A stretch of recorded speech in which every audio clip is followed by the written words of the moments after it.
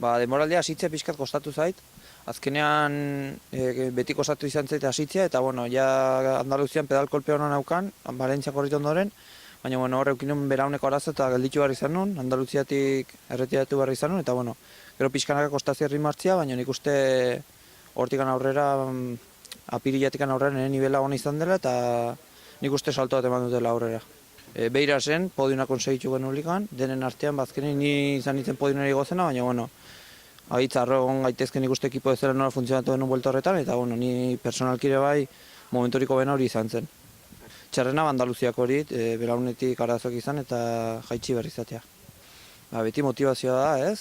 Ekipoak aurre egitea, ni ekipoan parte izatera bai, eta nik uste Euskal Txirindularitzarentzat dela ezinbestekoa ez iku horregotzea, Euskal Herriko itzulean, itxeko karreran, baita ere klasikan eta Espainiako itzulean, Katalunian, nivel horietako karrera, baina batez ere itxekotan. Eta personalki, nik nahiko nuke salto bat eman, beste pauso bat eman, eta ekipoan hor pieza importante bat izan.